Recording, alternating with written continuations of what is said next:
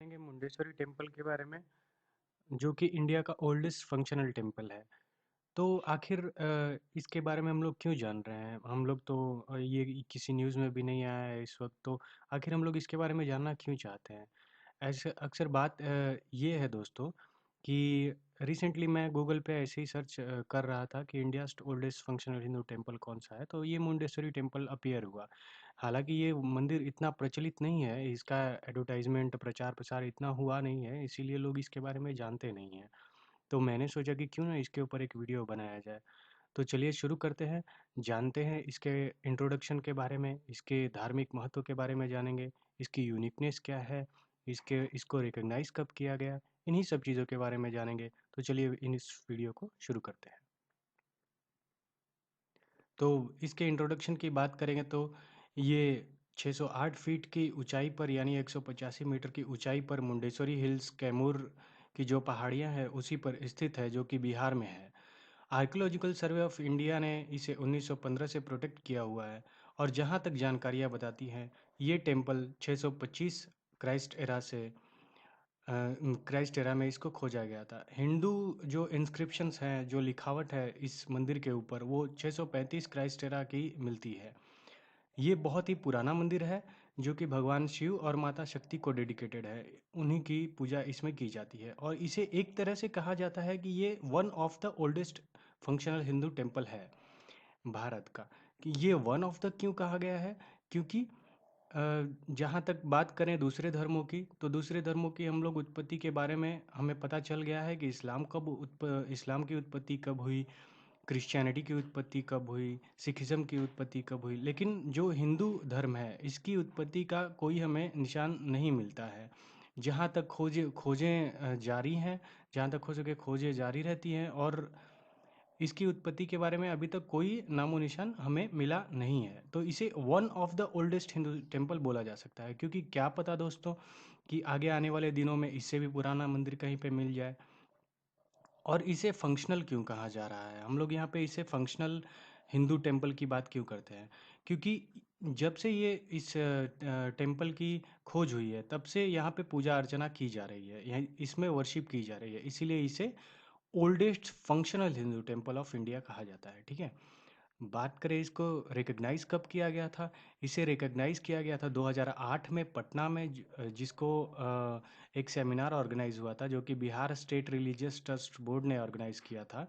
उसमें जो इसके इंस्क्रिप्शंस हैं, जो इसके ऊपर जो लिखी हुए जो लिखावट है, उसे 108 after the death of Christ era का माना गया। और इसे ये भी जो सेमिनार ऑर्गेनाइज हुआ था उसमें ये भी माना गया कि यहाँ पे 2000 सालों से इस मंदिर में पूजा अर्चना की जा रही है।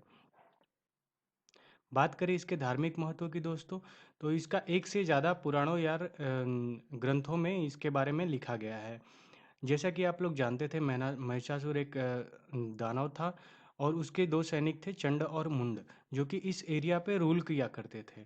महिषासुर की जो लड़ाई हुई थी वो माता दुर्गा से हुई थी, और उसमें उसकी डेथ हो गई थी। उसके बाद मुंड ने बनवाया था मुंडेश्वरी भवानी टेम्पल, और उसका जो छोटा भाई है चंड, उसने चंडेश्वरी टेम्पल बनाया था, जो कि मधुराना हिल्स नियर चैनपुर चैनपुर कुछ ही दूरी पे है, वहाँ से मुंडेश्वरी के कुछ ही दूरी पे है। वहाँ पे उसने चंड ने चंडेश्वरी टेम्पल बनाया था। महाभारत में भी इसका उल्लेख मिलता है दोस्तों। जो कि गुरु गुरु द्रोणाचार्य हैं, उन्होंने जब कौरव और पांडव को एजुकेशन दिया था, उन्हें शिक्षा प्रदान की थी, उन्हें उन्हें गुरु दक्षिणा के रूप में अहिशात्रा अहिशात्रा जो एरिया है, जो कि जिसको आज के समय में अगर देखा जाए तो वो अहिनौरा, मिर्ज़ापुर, सोनभद्र और कैमूर का जो रीजन है, उसे मिला के अहिशात्रा बोला जाता था। वो उन्हें दिया गया था कौरव और पांडवों को शिक्षा देने के लिए।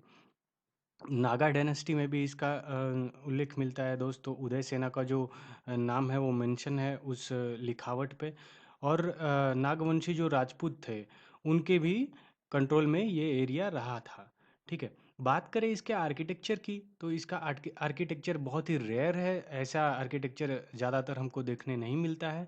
ऑक्टेगोनल शेप है इसका, यानी कि 8 दिशाओं में ये मंदिर को 8 दिशाओं में 8 8 फेसेस हैं इसके, और ये नागरा स्टाइल का आर्किटेक्चर है।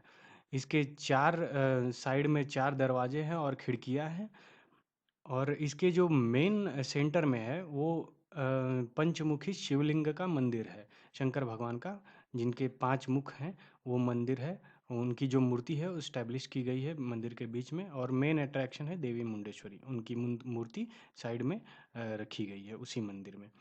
जो इसका ज़्यादातर भाग है वो डैमेज हो चुका है, इसकी छत भी डैमेज हो चुकी थी, लेकिन आर्कियोलॉजिकल सर्वे ऑफ इंडिया ने इसको रिनोवेट करवाया था। और जो टूटे-फूटे मंदिर के अवशेष हैं वो आपको मंदिर के परिसर में देखने को मिल जाएंगे। बात करें इसके यूनिकनेस की दोस्तों, तो इस मंदिर में एक ख़ास बात यह है कि जैसा कि आप लोग जानते हैं कि नवरात्र में जो बकरियां हैं वो माता के मंदिर में चढ़ावा के रूप में चढ़ाई जाती हैं, उन्हें काटा जाता है, सेक्रीफाइस किया जाता है। लेकिन इस मंदिर में ख़ास बात ये है दोस्तों कि यहाँ पे बकरियां लाई तो जाती हैं, उन्हें माता के चरणों में सुला दिया जाता है और वो अनकॉन्शियस हो जाती हैं, यानी कि वो माता उस बकरी का चढ़ावा ले लेती हैं और कुछ समय बाद वो बकरी अपने आप होश में आके चलने लगती है। यानी कि इस मंदिर में किसी भी बकरी को काटा नहीं जाता है, उसकी हत्या नहीं की जाती है। ये यहाँ की खास बात है दोस्तों। उम्मीद करता हूँ आपको ये वीडियो अच्छा लगा होगा। इसी तरह के वीडियोज़ मैं अपने चैनल पे लाता रहूँगा। तब तक के लिए धन्यवाद।